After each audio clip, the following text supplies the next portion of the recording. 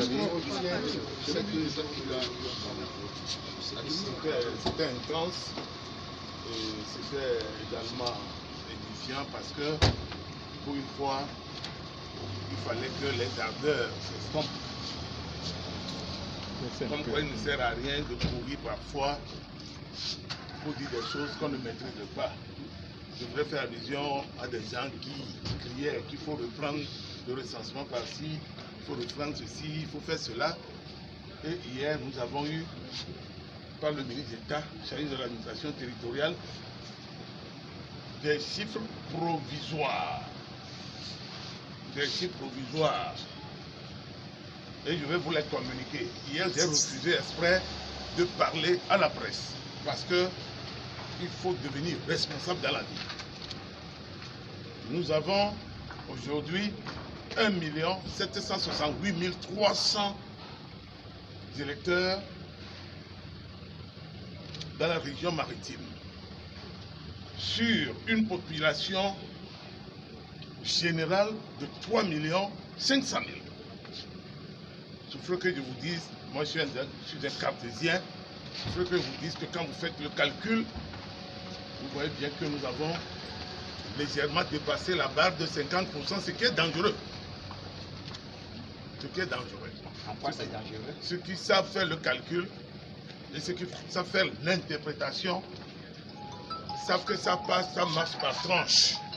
Des enfants de 0 à 18 ans, des enfants de 18 à 35 ans et plus. Ceux qui criaient hier ont oublié que les 3 zones ont connu le même problème d'affluence. Ils ont également oublié qu'il n'y a pas eu d'affluence quand on faisait le recensement général de la population et de l'habitat. Combien de partis politiques sont sortis pour appeler leurs militants d'aller se faire recenser sur le plan général? Des gens ont été chassés même de certaines maisons. Mais quand il s'est agi du recensement électoral, nous tous, tout le monde a fait des spots, vous êtes des journalistes, vous avez vu ça. Je n'invente absolument rien. La vérité ne doit pas nous déranger. L'autocritique également ne doit pas nous déranger. Aujourd'hui, c'est vrai, il y a eu un délai. Projet de 2 et 48 heures. Même si on donnait plus que ça, je ne pense pas que le résultat, tout le monde puisse être satisfait. Mais il faut qu'on prie pour voir. Je vous ai communiqué des chiffres provisoires. Nous attendons les chiffres définitifs que seule la CENI est habilitée à nous communiquer. Le CPC est toujours en vigueur. C'est un seul chiffre que vous avez donné, M. le Président.